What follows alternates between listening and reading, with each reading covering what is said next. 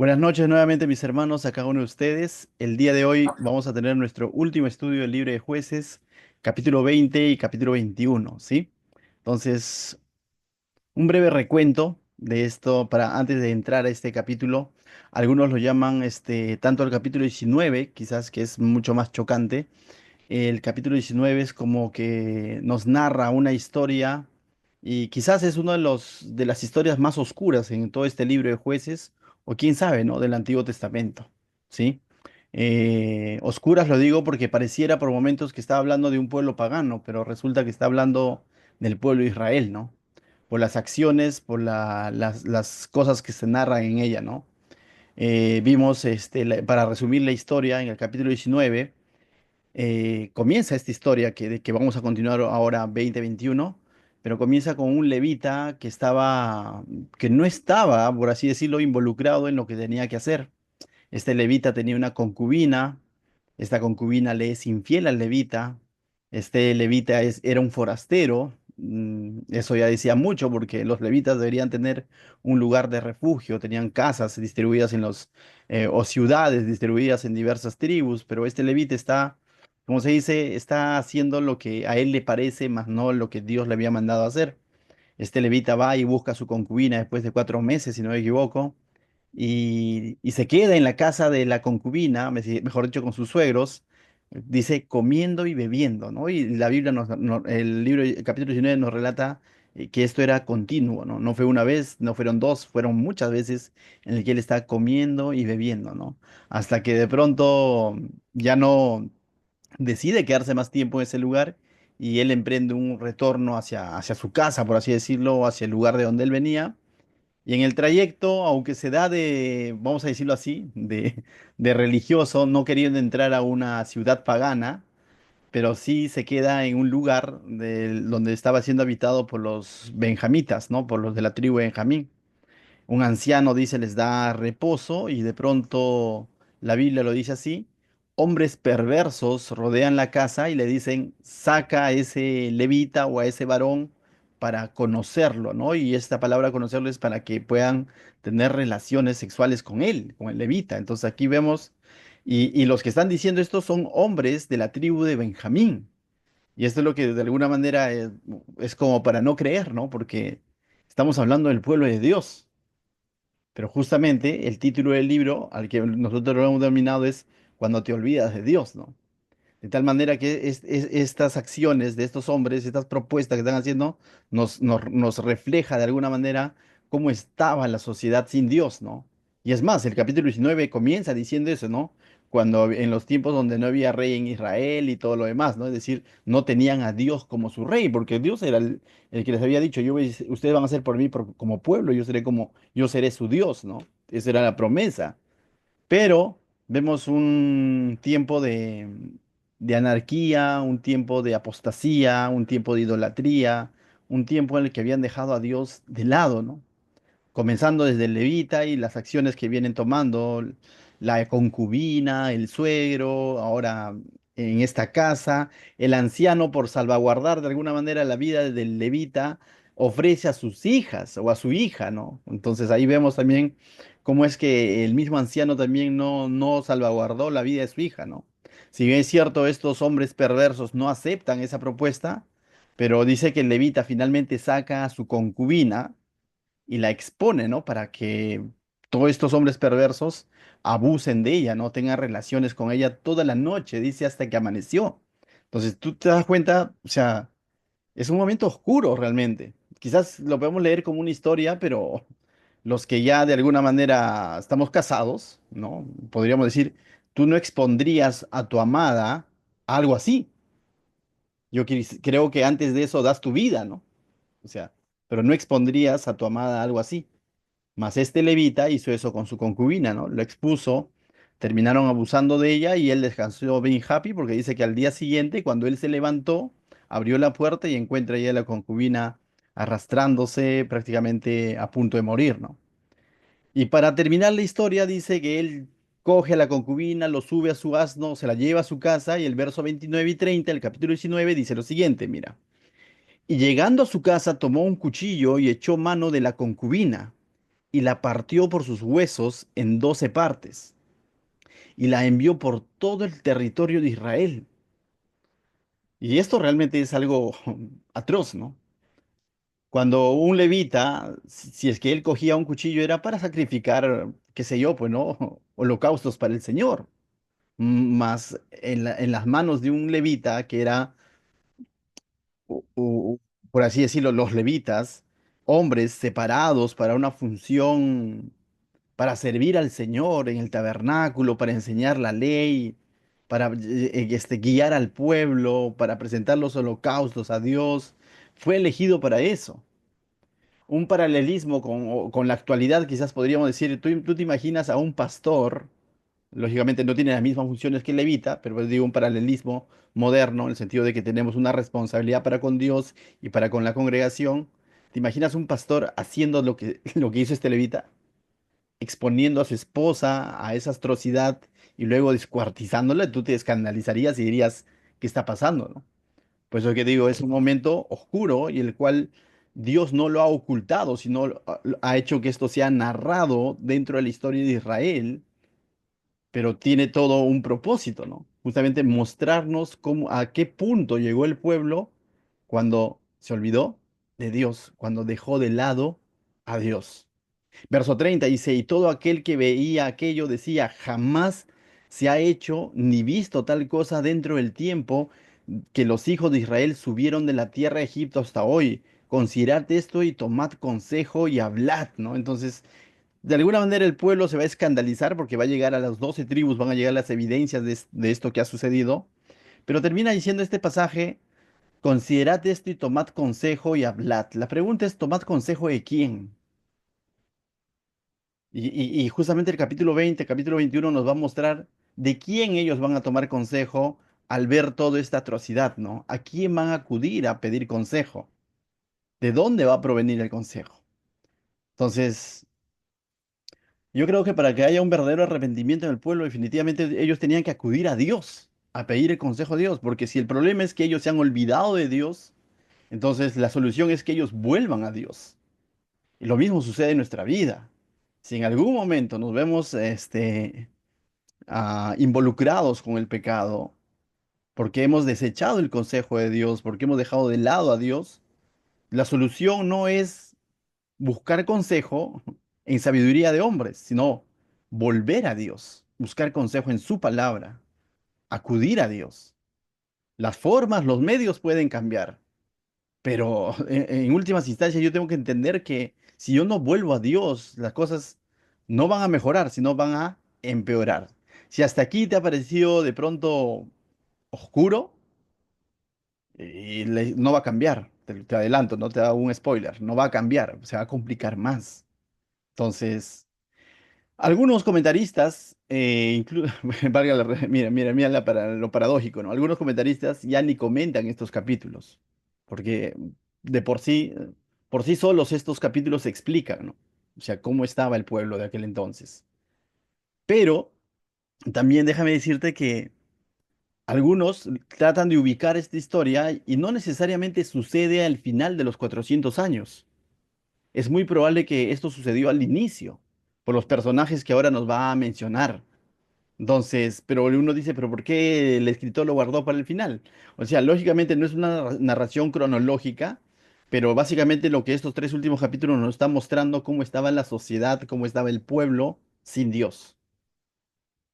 Y es por eso que esto explica cómo estaba Sansón, cómo estaba Gedeón y cómo estaba el pueblo en la época de cada uno de los jueces, ¿no?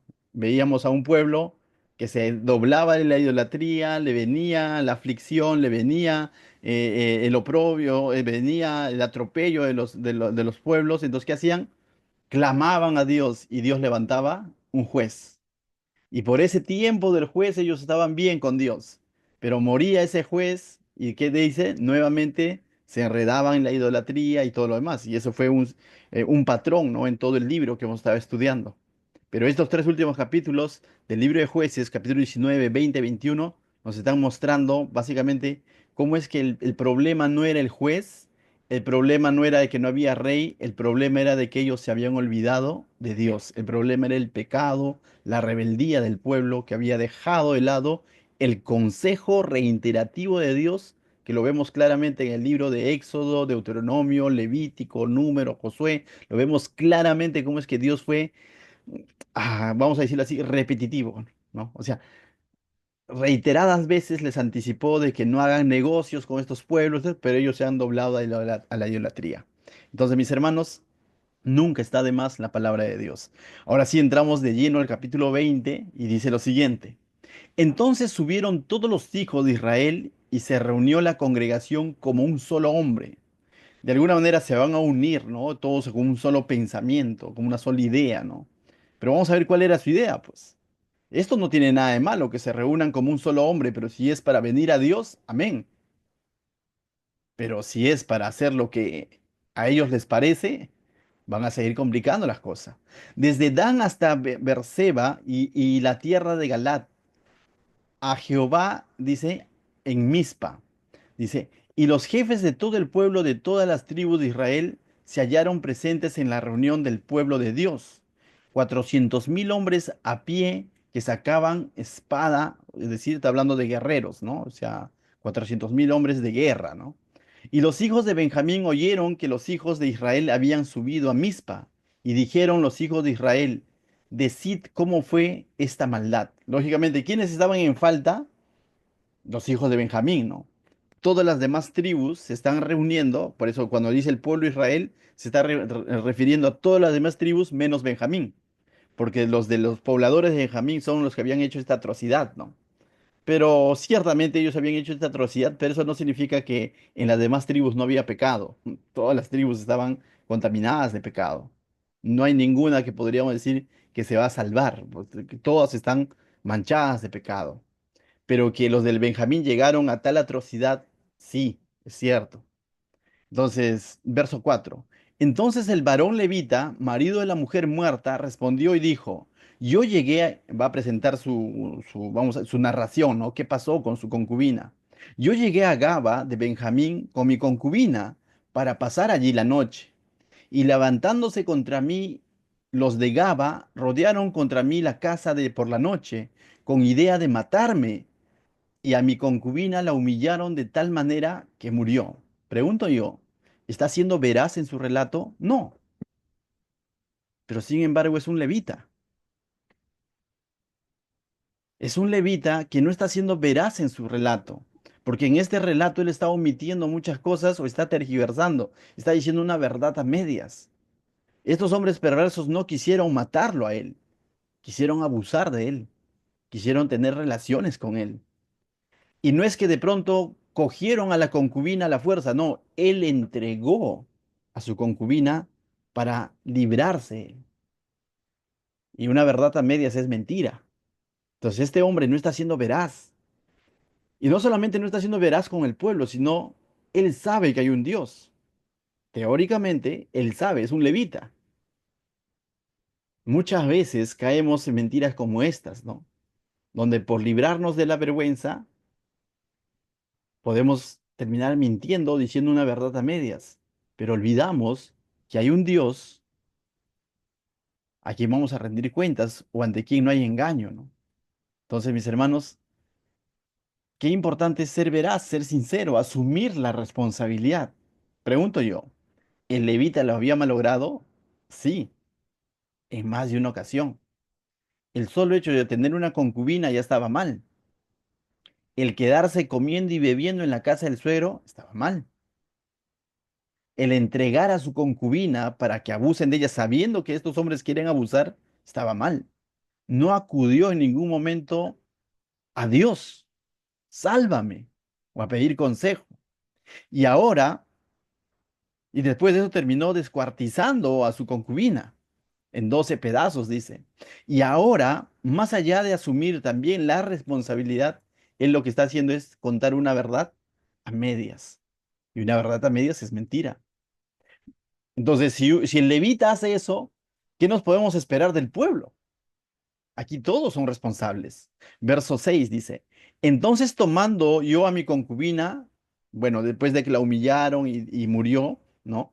Entonces tomando yo a mi concubina, la corté en pedazos y la envié por todo el territorio de la posesión de Israel, por cuanto han hecho maldad y crimen en Israel.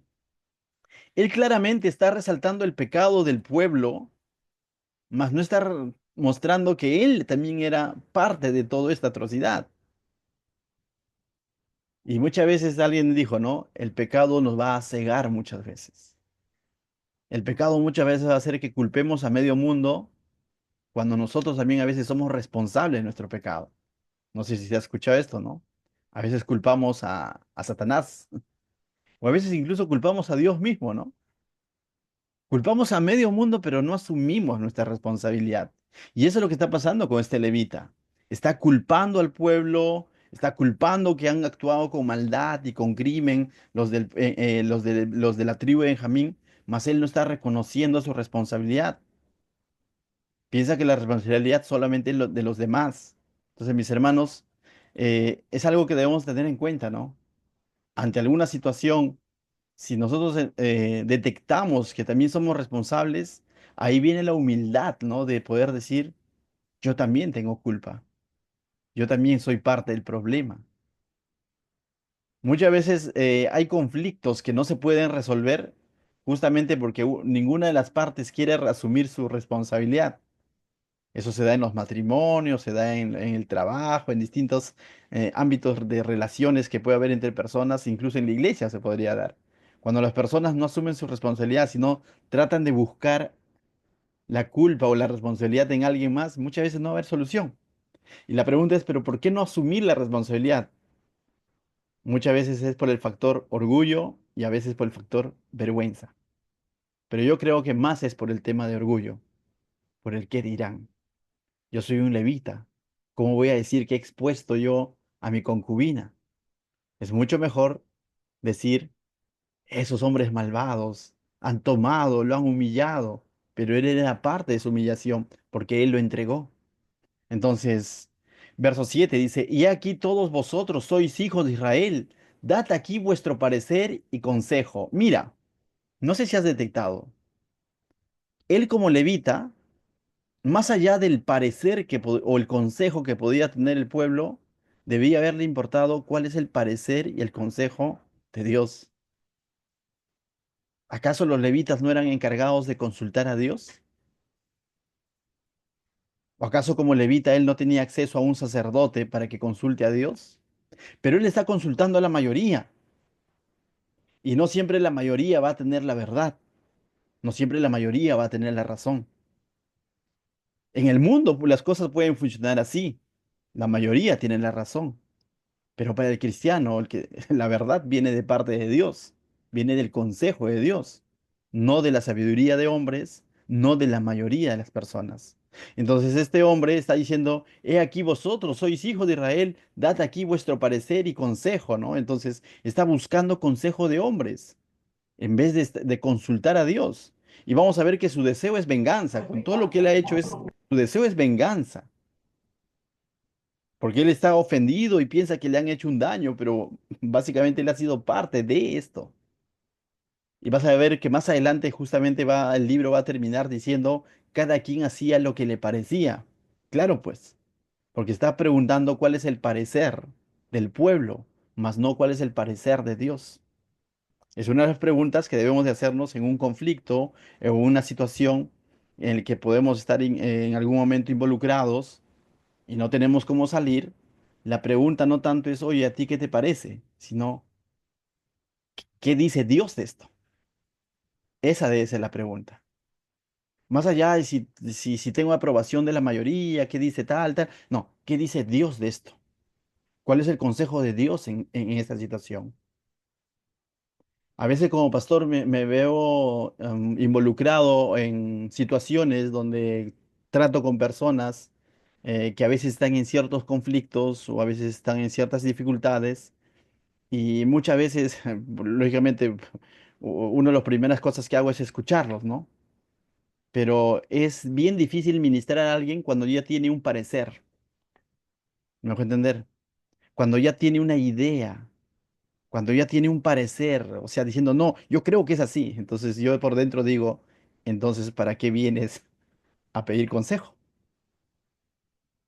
No, o sea, es distinto cuando la persona va a Dios O acude al pastor, al hermano, a decir, no sé qué hacer, ¿qué hago? Ayúdame, aconséjame y tome el consejo. Entonces este levita está acudiendo a qué dice el pueblo, no está acudiendo a qué dice Dios. Y eso va a complicar más las cosas.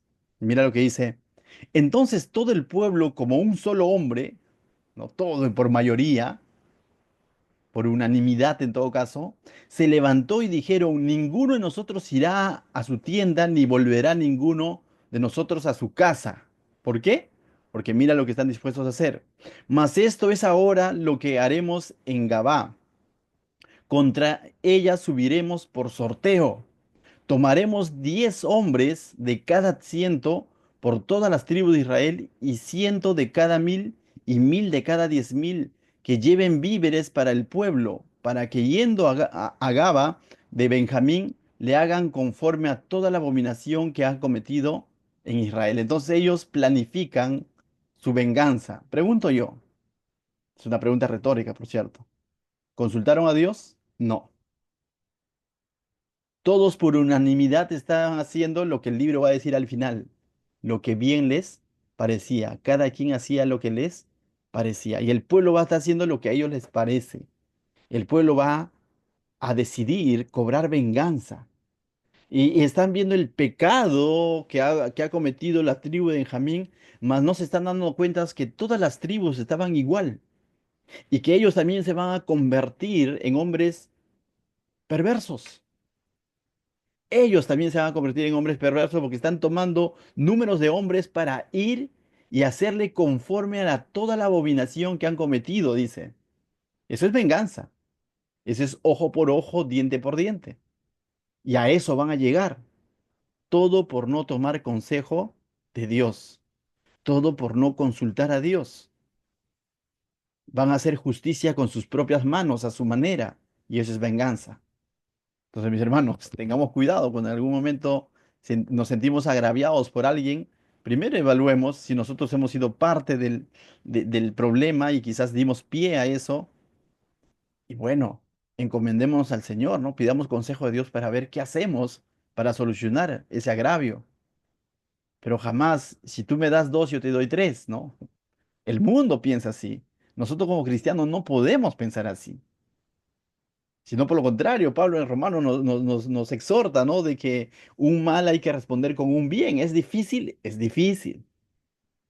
pero ese es el consejo de Dios. Jesús mismo dijo, ¿no? Te dan una mejilla, dale la otra, en el sentido de que ante un mal responde con un bien. Es difícil, vuelvo a repetir, pero es el consejo de Dios. Pero eso de ojo por ojo, diente por diente, o tú me das dos, yo te doy cinco, eso no viene de Dios, pero el pueblo está respondiendo así. Verso 11. Y se juntaron todos los hombres de Israel contra la ciudad, ligados como un solo hombre. Mira, mira el énfasis que hace el texto, ¿no? Nuevamente, aquí no hay quien se salve, todos estaban dispuestos a hacer eso. Entonces vemos cómo es que la rebeldía era generalizada, no era de unos cuantos, sino todo el pueblo está rebelde para con Dios, todo el pueblo no está acudiendo a Dios. Verso 12. Y las tribus de Israel enviaron varones por toda la tribu de Benjamín, diciendo, ¿qué maldad es esta que han sido hechas entre vosotros? Y comienzan a advertirles, ¿no? Diciendo, ¿cómo nos van a haber hecho esa maldad, ¿no? En otras palabras, comienzan a acusarlos a los de la tribu de Benjamín, diciendo, ¿cómo pudieron haber hecho esto? Pero ellos están a punto de hacer prácticamente lo mismo. 13. Entregad pues ahora a aquellos hombres perversos que están en Gaba, para que los matemos y quitemos el mal de Israel. Mas los benjamitas no quisieron oír la voz de sus hermanos, los hijos de Israel. Y los benjamitas también vemos aquí protegiendo a estos hombres perversos, ¿no? Los benjamitas también confabulados con estos hombres perversos. Entonces se va a armar la guerra civil entre hermanos, entre tribus, todas las 11 tribus contra la tribu de Benjamín. Y es triste ver esto porque las batallas que hemos visto hasta este punto eran del pueblo de Israel con los pueblos paganos. Y hemos visto victorias que han tenido liderados por Josué, ¿no? contra pueblos paganos, porque Dios mismo les decía, yo los he entregado en sus manos. Pero ahora vemos que se está desatando una guerra civil y el enemigo está cumpliendo su propósito, quien ha venido, dice, a dividir y a destruir, ¿no? Y está destruyendo al pueblo de Dios desde adentro. Muchas veces en los hogares, en los matrimonios, en la familia, en los grupos de amigos, va a haber, si no, si en medio de conflictos y diferencias no acudimos a pedir consejo de Dios, vamos a terminar lastimándonos unos a otros. Eso aplica en todo grupo humano. Cuanto más, si ya siendo cristianos, en un conflicto, en una diferencia de matrimonio, imaginemos, o de iglesia, imaginemos, tenemos que acudir a Dios a pedir consejo. De lo contrario, vamos a terminar haciéndonos ¿qué? Daño. Porque cada quien va a hacer lo que le parece, como dice el libro de Jueces. Y no se trata de que cada quien haga lo que le parece, más cuando hablamos de iglesia, ¿no? Dice que somos miembros y somos distintos miembros, diversos miembros, pero la cabeza, ¿quién es? Cristo, ¿no? Y Él es el que nos debe unir y comandar a cada uno de nosotros. Tú vas a decir, es algo absurdo, diría un niño, que esta mano golpea la otra mano, ¿no? O que esta mano golpee esta nariz. O sea, es algo absurdo. Uno diría, ¿qué está pasando? Pero a veces pasa, y a veces pasa en los hogares, se lastiman unos a otros, y da mucha pena cuando ya somos cristianos. Si no lo fuéramos, uno dice, bueno, no tienen a Dios. Pero si ya tenemos a Dios, imagínanos un padre dañando a sus hijos, o los hijos siendo irrespetuosos con sus padres, o un esposo siendo irrespetuoso con su esposa, o una esposa siendo irrespetuosa con su esposo. Como cristianos, eso es porque no estamos acudiendo al consejo de Dios. Y la esposa podría decir, pero yo tengo mis razones porque él me hizo esto, sí. Pero como cristianos, tenemos que acudir al consejo de Dios. Y un esposo puede decir, yo tengo mis razones porque ella primero comenzó, sí, pero como cristianos debemos de pedir consejo de Dios y jamás Dios nos va a decir ojo por ojo, diente por diente, sino que el Señor nos va a decir, si eres esposo, te va a decir, ámala, y si eres esposa, te va a decir, sujétate en amor, como en el Señor. Amén. Entonces, esa modo de aplicación. Pasamos al verso 14, volviendo a la historia.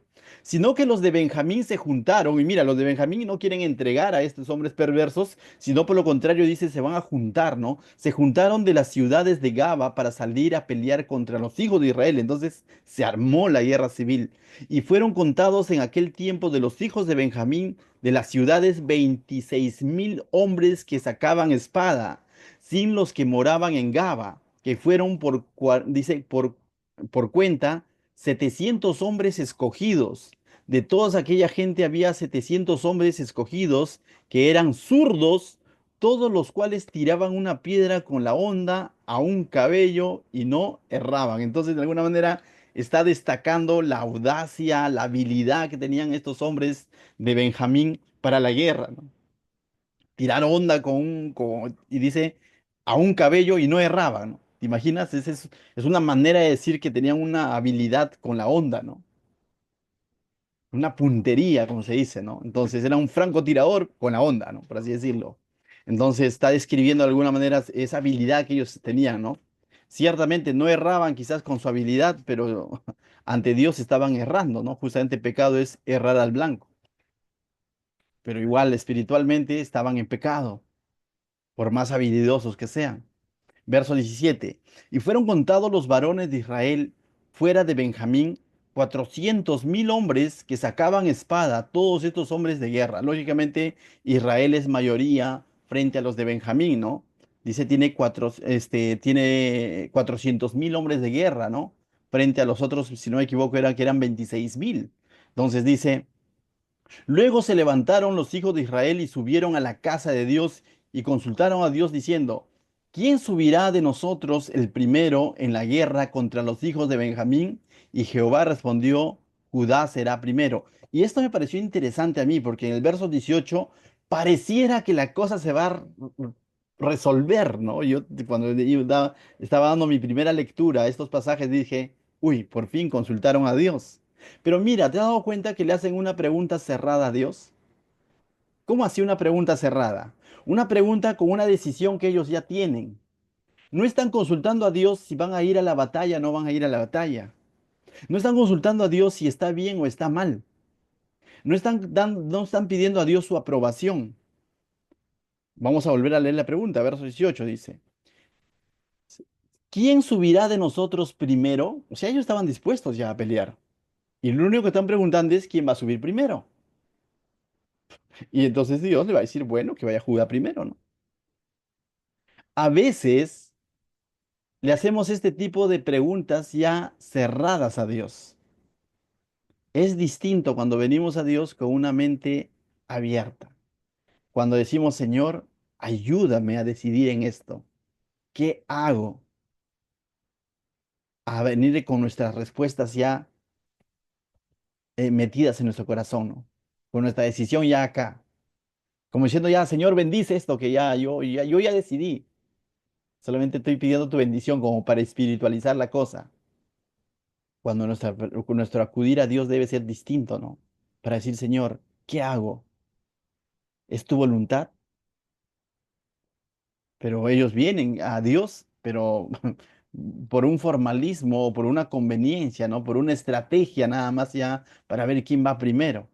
Y mira, te vas a dar cuenta o que Dios le dice que vaya Judá primero, pero Dios le está dando una lección, ¿ah? No es que Dios le está garantizando una victoria, porque mira lo que dice a continuación, verso 19. Se levantaron pues los hijos de Israel por la mañana contra Gaba, y salieron los hijos de Israel a combatir contra Benjamín, y los varones de Israel ordenaron la batalla contra ellos junto a Gaba. Saliendo entonces, saliendo entonces de Gaba, los hijos de Benjamín, mira, los hijos de Benjamín derribaron por tierra a aquel día a 22.000 hombres de los hijos de Israel. En otras palabras, pierden la batalla. Y esta es claramente una respuesta de Dios, pero es una respuesta en la que Dios les ha dado para darles una lección, no porque estaba dentro de la voluntad de Dios que ellos vayan a la batalla. Verso 22. Mas reanimándose el pueblo, los varones de Israel volvieron a ordenar la batalla en el mismo lugar tercos, pues, ¿no? Donde habían ordenado el primer día. Porque los hijos de Israel subieron y lloraron delante de Jehová hasta la noche y consultaron a Jehová diciendo, ¿volveremos a pelear contra los hijos de Benjamín, nuestros hermanos? Y nuevamente le dicen, ¿volvemos a pelear? ¿Y qué le va a decir Dios? Jehová les respondió, subid contra ellos. Nuevamente la segunda lección. Mira lo que dice el verso 24. Por lo cual se acercaron los hijos de Israel contra los hijos de Benjamín en el segundo día. Y aquel segundo día, saliendo Benjamín de Gaba contra ellos, derribaron por tierra otros 18.000 hombres de los hijos de Israel, todos los cuales sacaban espada. 22.000 más 18.000, les han derribado 40.000 hombres, porque están haciendo lo que a ellos les parece. Y Dios simplemente está diciendo, bueno, hagan lo que ustedes se han determinado a hacer. Muchas veces el Señor dijo a alguien, ¿no? Dios es caballero. Tenemos un libre albedrío. A veces venimos con preguntas ya condicionadas a Dios, ya habiendo decidido en nuestro corazón.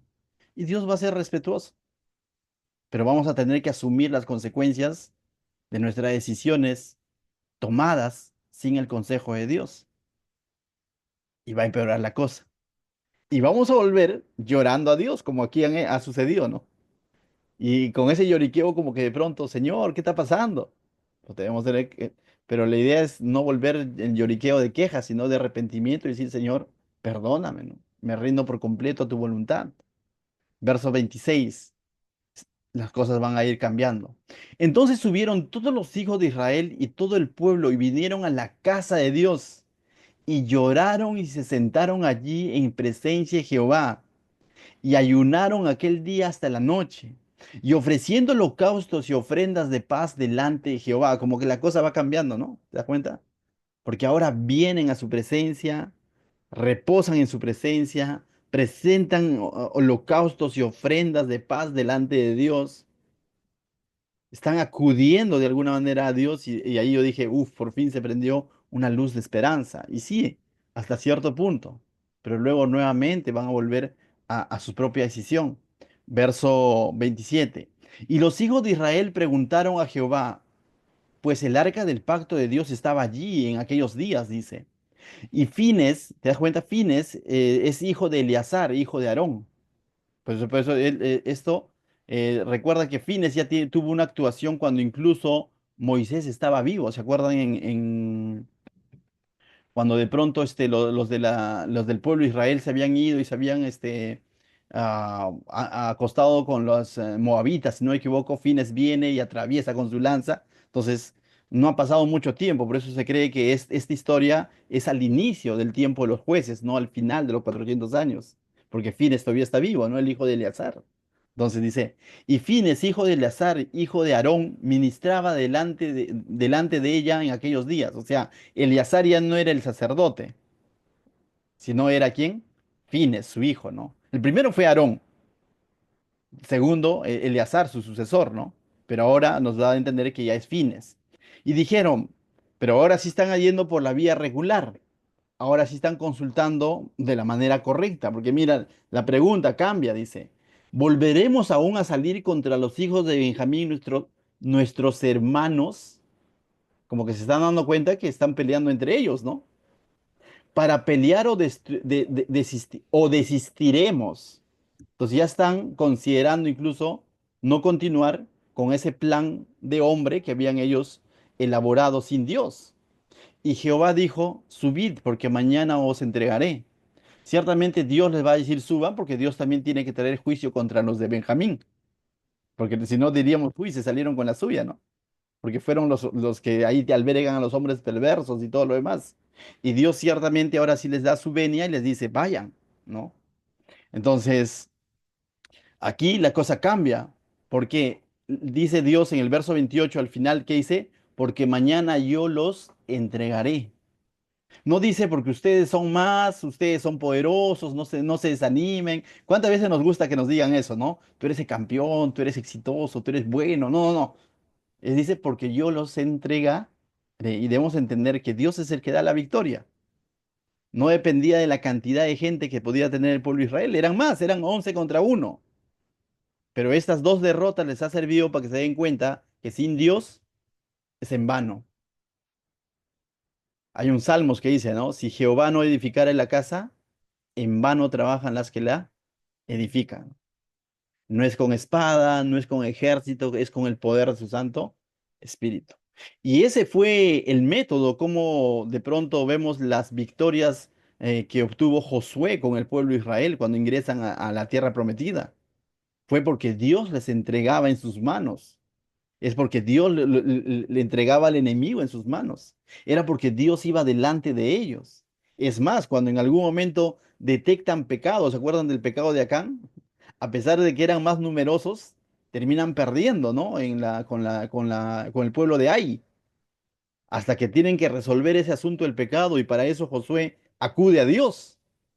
Y cuando Josué acude a Dios, o sea, Josué hizo todo lo contrario a ellos, ¿no? Josué acude a Dios y Dios le muestra que hay pecado en medio del pueblo, entonces ellos tienen que tomar acciones contra el pecado, erradicar el pecado del pueblo, el pecado que estaba materializado en este hombre llamado Acán, y luego retoman la victoria. ¿Me dejo entender? Mas esto no ha ocurrido acá. Acá ellos han hecho lo que bien les parecía. Ahora recién están acudiendo a Dios para decir, ¿seguimos peleando o desistimos? Entonces Dios les dice, bueno, vayan que yo se los voy a entregar. La cosa cambia. En las anteriores veces Dios no les dijo, yo les se los voy a entregar. Simplemente les dijo, bueno, vayan. Bueno, que vaya tal primero. Es distinto.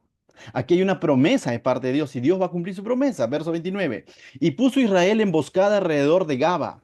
Subiendo entonces los hijos de Israel contra los hijos de Benjamín el tercer día, ordenaron la batalla delante de Gaba como las otras veces. Mira, va a ser similar a las otras veces, pero ahora va a haber victoria.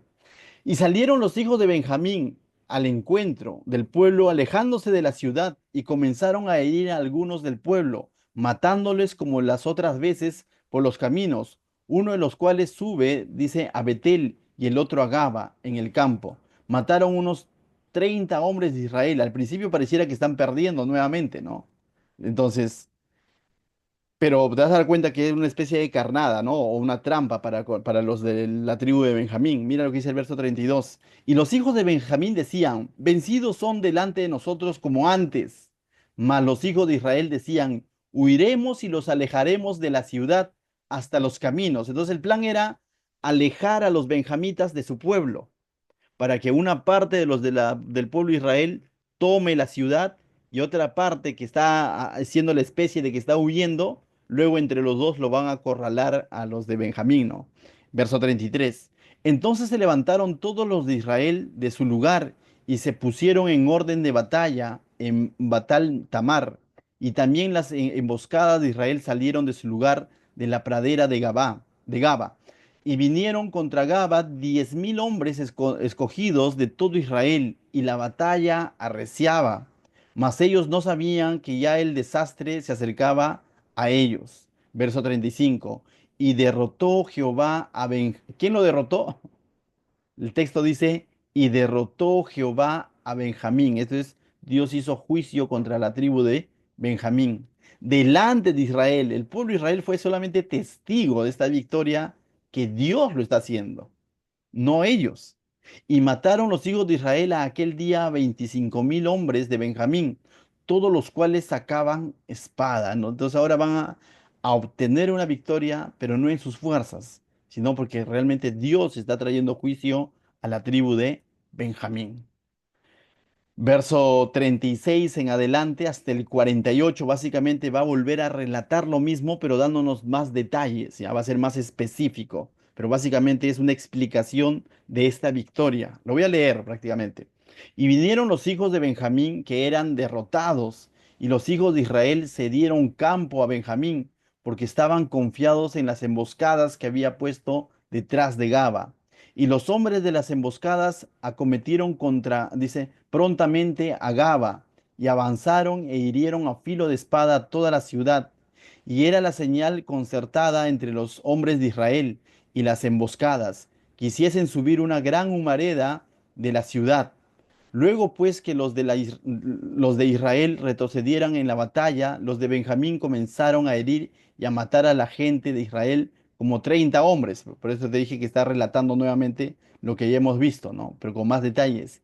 Y decían, ciertamente ellos han caído delante de nosotros como en la primera batalla. Verso 40. Mas cuando la columna de humo comenzó a subir de la ciudad, los de Benjamín miraron hacia atrás, y he aquí que el humo de la ciudad subía al cielo, dice.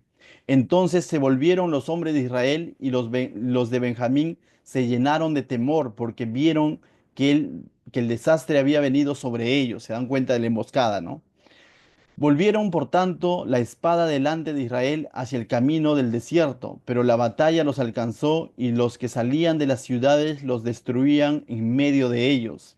Así cercaron a los de Benjamín y los acosaron y hollaron, dice, y los acosaron y hollaron desde Menuja hasta enfrente de Gaba, hacia donde nace el sol.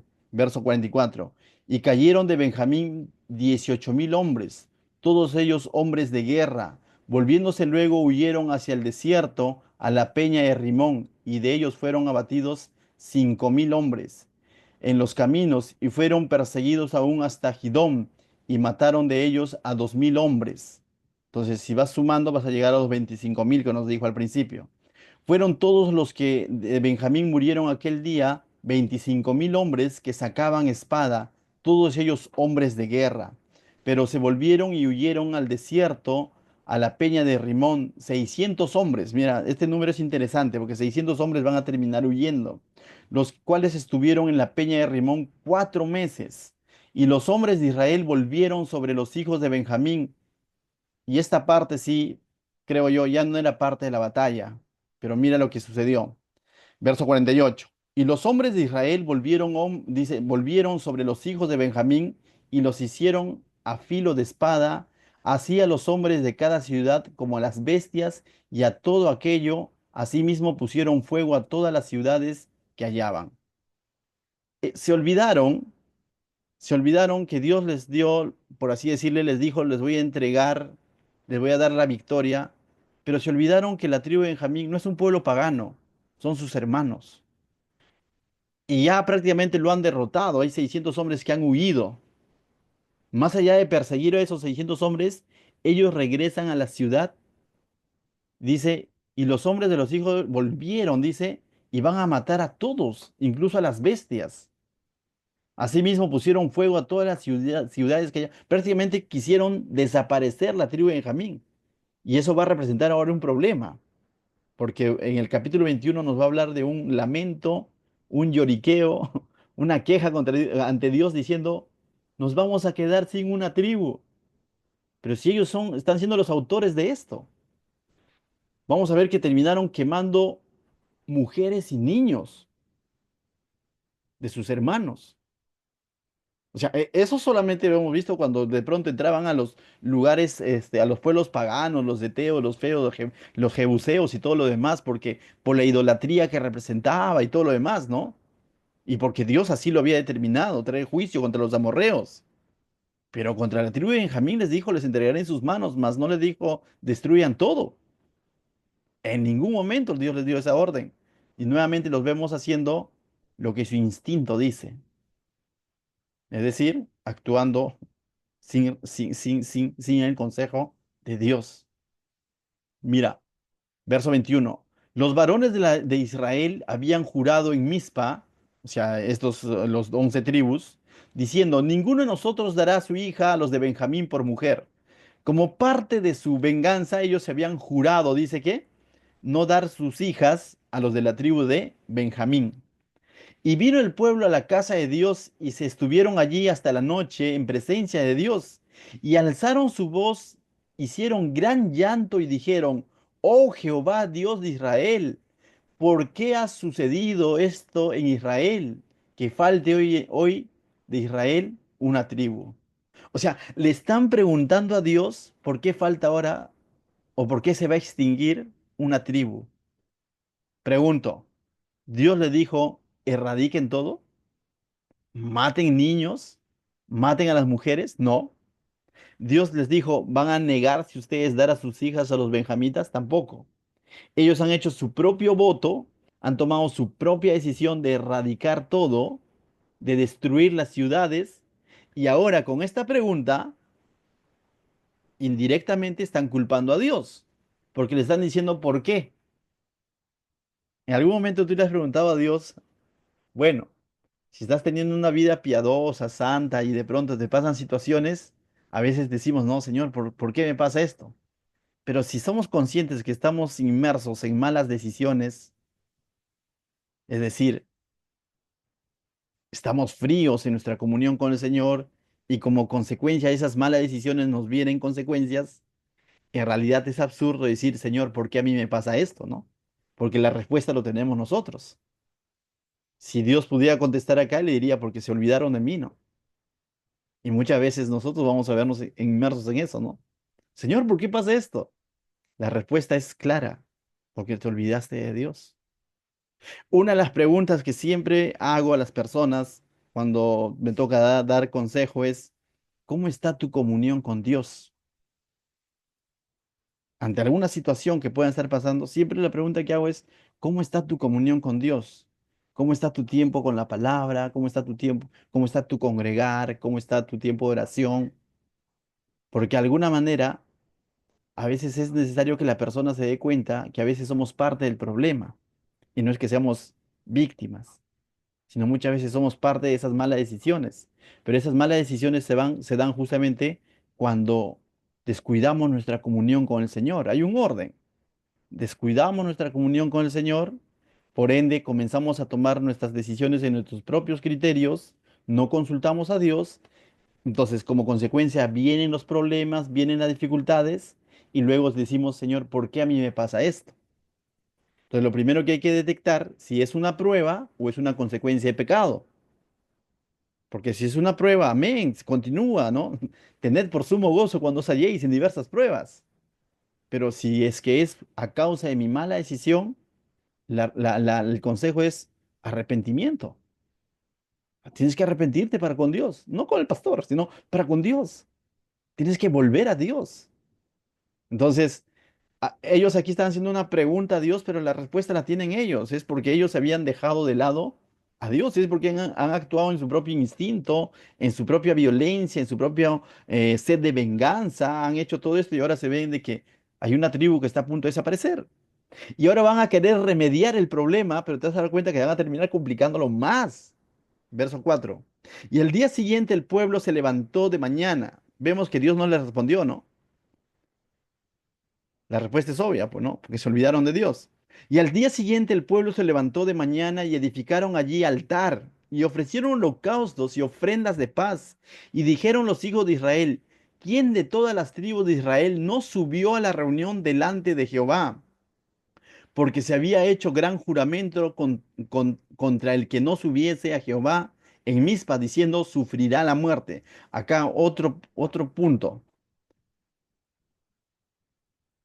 Cuando, cuando el levita de pronto les manda la noticia con el cuerpo descuartizado y ellos se indignan y dicen, subamos delante del Señor y pongámonos de acuerdo y todo el asunto, habían puesto como que una condición, ¿no? Habían dicho que el que no suba iba a sufrir, ¿qué? La muerte. Es decir, pusieron su propia ley. Eso no estaba, eso no lo encuentras en Levítico. Pero ellos como pueblo habían determinado su propia ley, ¿no? Su propia norma, su propia regla. El que no sube, sufrirá la muerte. Es como de pronto, imagínate, ¿no? Es un ejemplo nada más. Mis hermanos, el que el día de mañana no viene a ayudar para ir a Santa Rosa, está en pecado. Tú dirías, ¿qué tiene, no? O sea, es como que estamos poniendo una ley de hombres cuando la Biblia no nos dice eso, ¿no? ¿Me dejo entender? O quizás has escuchado así, ¿no? El que no viste con falda está en pecado. Y tú dices, ¿y en qué parte Dios lo dijo eso? El que no diezma está en pecado. Y tú dices, ¿y en qué parte de la Biblia dice eso? Leyes de hombres que se están poniendo por encima de lo que del consejo de Dios. Y ellos han puesto esta ley. Y ahora van a ser religiosos para poder cumplir eso que han puesto. El que no sube sufrirá la muerte. El que no sube a Mizpa sufrirá la muerte. Y se van a dar cuenta y van a detectar que hay un pueblo que no había subido. Y ahora van a ir y les van a dar muerte. ¿Te das cuenta? Entonces se pone más, peor el problema. Versos, ya tenían un problema porque prácticamente estaban a punto de desaparecer a la tribu de Benjamín. Y ahora están preocupados por eso, pero al mismo tiempo no se están desprendiendo de su legalismo, de su ley de hombres, en el que ellos han dicho, el que no subió se merece la muerte. Mira lo que dice el verso 6. Y los hijos de Israel se arrepintieron a causa de Benjamín su hermano. Y dijeron, cortada es hoy tribu dice, de Israel una tribu. Pero este arrepentimiento, mira a qué los va a llevar. No los va a llevar a buscar a Dios, sino mira lo que les va a llevar a hacer. Es un remordimiento en realidad. Dice, ¿qué haremos en cuanto a mujeres para los que han quedado? ¿Te acuerdas que habían quedado 600 que habían huido? Entonces ellos dicen, uy, han quedado 600. Pero al mismo tiempo se han hecho un harakiri. Al mismo tiempo dicen, pero hemos prometido no darle nuestras hijas. Entonces ellos están entrampados en sus propias leyes. ¿Me dejó entender? Porque hay 600 benjamitas que han sobrevivido. Y ahí hay una opción como para no desaparecer esa tribu que tanto les dolía. Pero ellos al mismo tiempo se han prometido no entregar a sus hijas. Entonces miren lo que van a hacer. Nosotros hemos jurado por Jehová que no le daremos nuestras hijas por mujeres, dice el verso 7. Verso 8, la gran idea. Y dijeron, ¿hay alguna de las tribus de Israel que no haya subido a Jehová en Mizpa? Y van a averiguar qué tribu no subió. Y hallaron que ninguno de Jabes Galat, no, y hallaron que ninguno de Jabes Galat había venido al campamento a la reunión. O sea, se dan cuenta que la ciudad, los del pobladores de Jabes Galat, no habían subido a esa convocatoria. Ah, entonces, ¿qué es lo que van a hacer? Vayamos y destruyamos ese pueblo. Mira lo que pasa el verso 19, el verso 9. Porque fue contado el pueblo y no hubo allí varón de los moradores de Jabes Galat.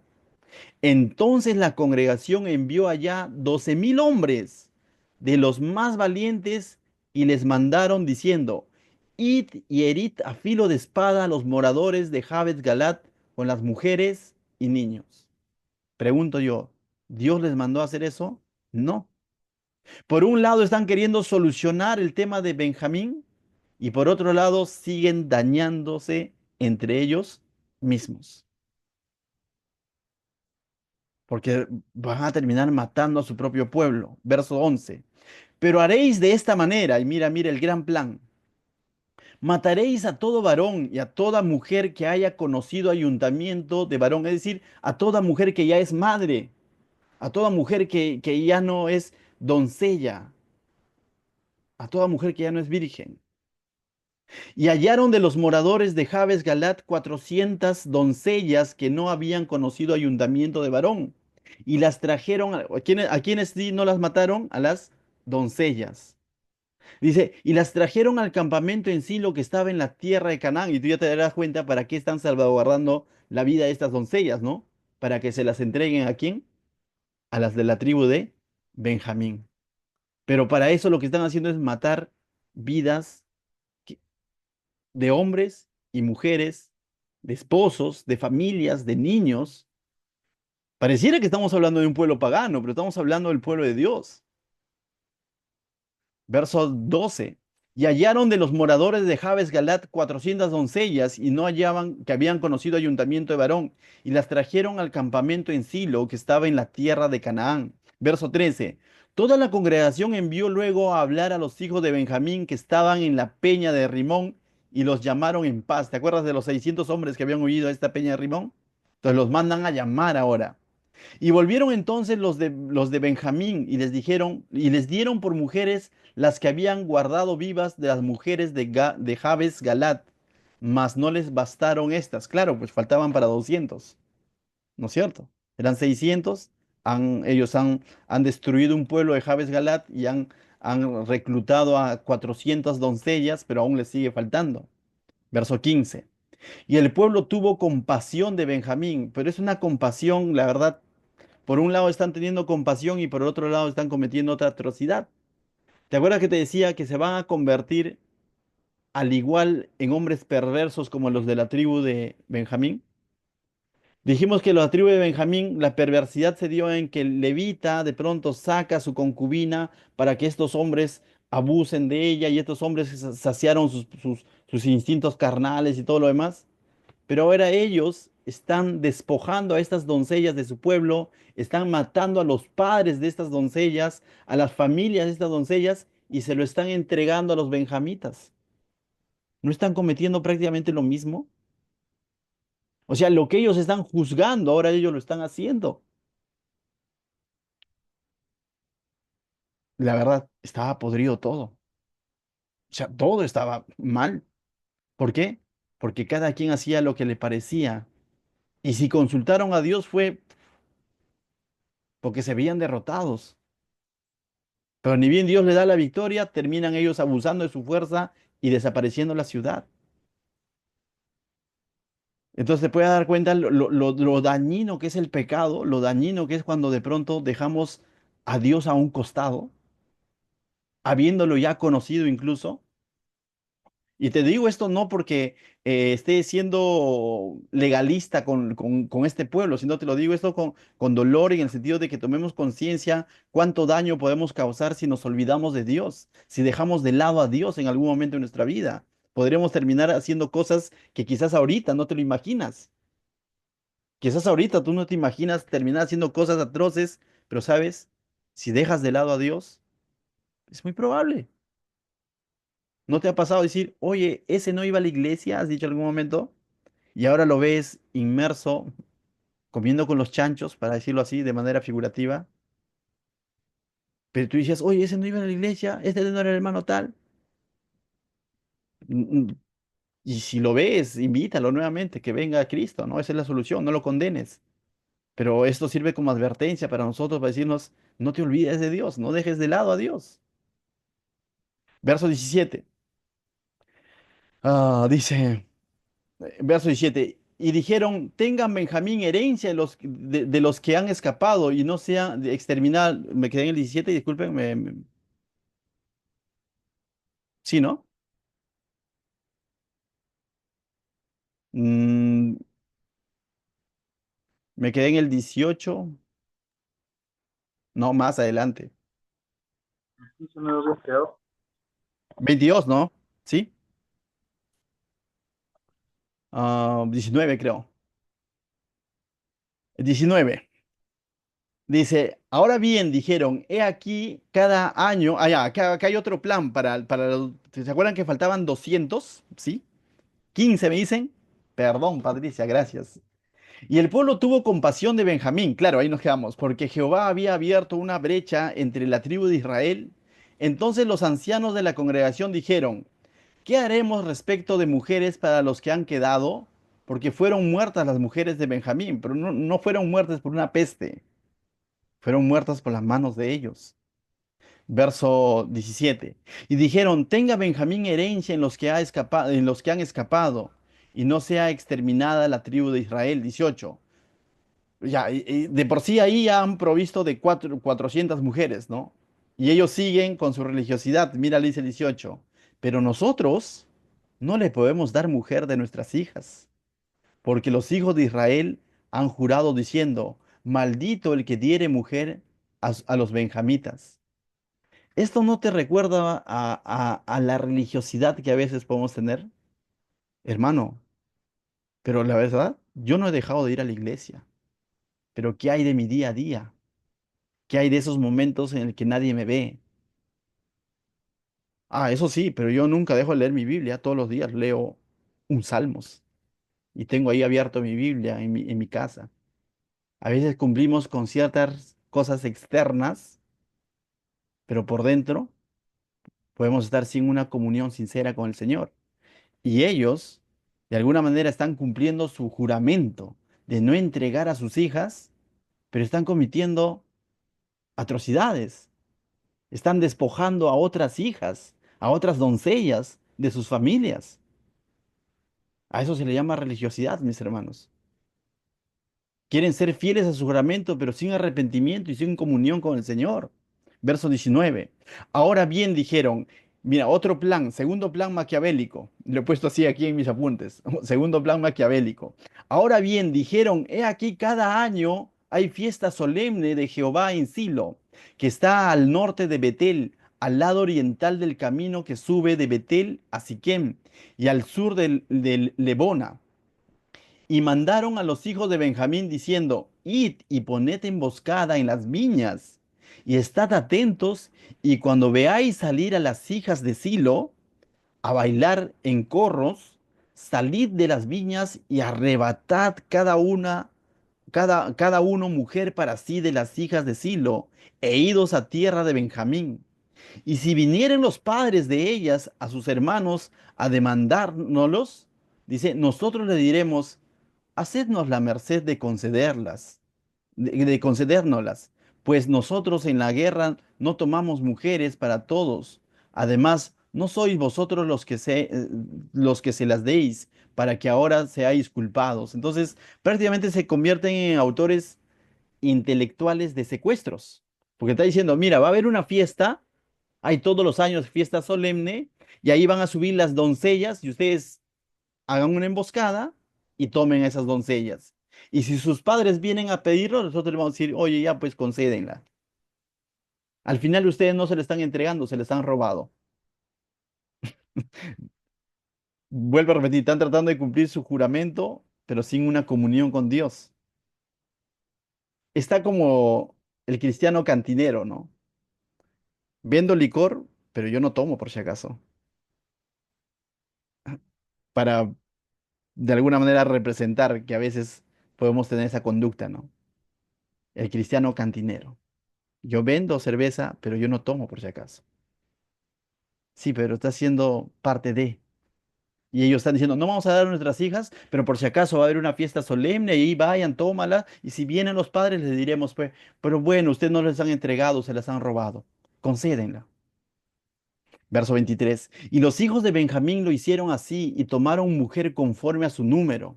robándolas de entre las que danzaban, y se fueron y volvieron a su heredad, y reedificaron las ciudades y habitaron en ellas. Es decir, no desapareció la tribu de Benjamín. Por cierto, no debería de parecer, ¿no? Tampoco estaba dentro de los planes de Dios que desaparezca, porque de ahí va a venir luego el rey Saúl, ¿no? Y más adelante Saulo. 24. Entonces los hijos de Israel se fueron también de allí, cada uno a su tribu y a su familia, saliendo de allí cada uno a su heredad. Hasta ahí pareciera que todo, uff, solucionamos el asunto. Pero mira lo que dice el verso 25. En estos días no había rey en Israel, cada uno hacía lo que bien le parecía. Y eso es como la firma final, ¿no? La frase final de este libro. Cada uno hacía lo que bien le parecía. ¿Por qué? Porque se habían olvidado de Dios. Proverbios 1:7 dice, el principio de la sabiduría es el temor de Jehová. Es decir, ser sabio es tener en cuenta a Dios en todos tus caminos, en cada instante en tu vida. Y ser necio es dejar de lado de Dios, no tener temor de Dios, no considerar a Dios. Vivimos en un mundo donde ve la sabiduría de otra manera. Mientras más ateo eres, más científico eres, más inteligente eres. Y si tú de pronto dices que crees en Dios, que crees en Cristo, fanático, ignorante. Si tú de pronto dices que crees en la Biblia, te van a decir retrógrada. Ese es un libro más. El mundo está al revés. La pregunta es, ¿te vas a dejar llevar por la mayoría o por lo que Dios dice? El principio de la sabiduría es el temor de Jehová. Mis hermanos, mi deseo es no nos olvidemos de Dios, que esta historia oscura nos lleve a eso, ¿no? A decir, Señor, líbrame de no caer en eso. Yo sé que en nuestra comunión con Dios hay días y que son así y que son así, sí, pero justamente si detectas en algún momento que le fallaste a Dios, que no sea para alejarte de Dios y decir, Señor, yo sabes qué, te fallé, por lo tanto no me creo merecedor. Nunca has sido merecedor, ni en el momento en el que mejor te comportaste has sido merecedor. Hay un salmos que me encanta, es el Salmo 51, cuando muestra, cuando David, siendo David el pecador, el que cometió todo eso, ¿no? Que ustedes conocen, pero el Salmo 51 dice, contra ti he pecado, no apartes de mí tu Santo Espíritu. En otras palabras está diciendo, no quiero perder mi comunión contigo. Y esa debe ser nuestra oración cada vez que detectamos pecado chiquito, grande, el color que sea, que día a día llegue la noche y decir, Señor, no apartes de mí tu Santo Espíritu, no permitas que me aleje más de ti. Y si crees que estás haciendo las cosas bien, igual, mira aquel que cree que está firme, que no caiga, dice Pablo. Entonces, mis hermanos, esta palabra es para todos, para el que está alejado de Dios y para el que está cerca de Dios, para valorar nuestra comunión con Dios y entender que lejos de Él la vamos a malograr peor.